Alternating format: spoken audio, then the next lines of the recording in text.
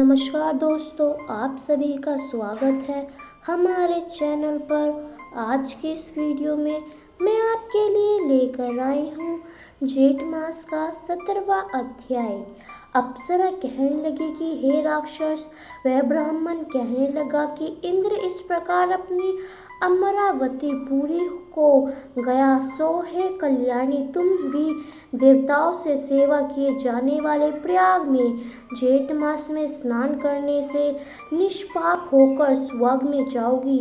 सो मैंने उस ब्राह्मण से यह वचन सुनकर उसके पैरों में पड़कर प्रणाम किया और घर में आकर सब भाई बांधव नौकर चाकर धन आदि त्याग कर शरीर को नष्ट होने वाली वस्तु समझकर घर से निकली और जेठ में गंगा यमुना के संगम पर जाकर स्नान किया।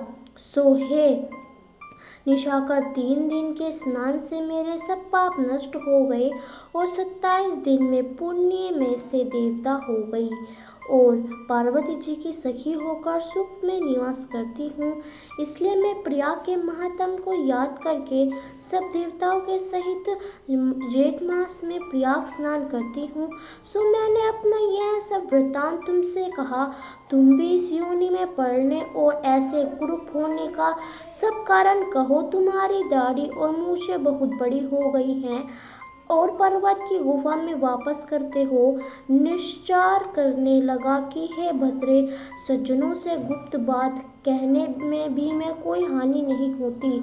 मुझको अब कोई संन्यास नहीं रहा कि मेरा उद्धार तुमसे ही होगा। सो मैं अपना सब वृत्तांत तुमसे कहता हूँ।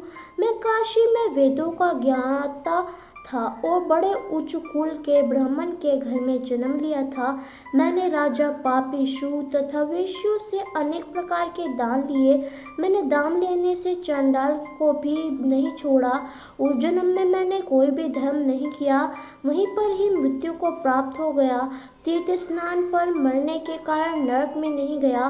पहले 2 बार दीर्घ योनि में, 3 बार वृहद योनि में, 2 बार सर्प योनि में, 1 बार उल्लू की योनि में और अब 10वीं बार राक्षस हुआ हूँ और सैकड़ों वर्षों से इसी योनि में हूँ। इस स्थान में 3 योजन तक मैंने जन्म किया है। बिना अपराध के बहुत से प्राणियों को मैंने नष्ट किया। इस कारण मेरा मन अत्यंत दुखी है। तुम्हारे दर्शन से चित्त को कुछ शांति अवश्य आई है, क्योंकि सज्जनों का संग तुरंत ही सुखदायी होता है। मैंने अपने दुख के सब कारण आपसे कहे और सज्जन लोग सदैव दूसरों के दुखों से दुखी होते हैं। अब यह बताओ कि मैं क्या कर सकता हूँ? क्या क्षीर सागर हंस को ही दूध देता है, बगुलों को क्यों नहीं देता? धृतराष्ट्र जी के कहने इस प्रकार उसके वचन सुन कंचन मलिनी कहने लगी कि हे राक्षस, मैं अवश्य तुम्हारा कल्याण करूंगी। मैंने दृढ़ प्रतिज्ञा की है कि तुम्हारी मुक्ति के लिए प्रयत्न करूंगी। मैंने बहुत बार प्रयाग में जेठ स्नान किया है। वे जानने वाली ऋषियों ने दुखी को दान देने की प्रशंसा की है। समुद्र में जल बरसाने से क्या लाभ है? प्रयाग में स्नान करने एक बार का फल मुझे देती हूँ, उसी के तुमको स्वर्ग की प्राप्ति होगी। उसके फल का अनुभव मैं कर चुकी हूँ।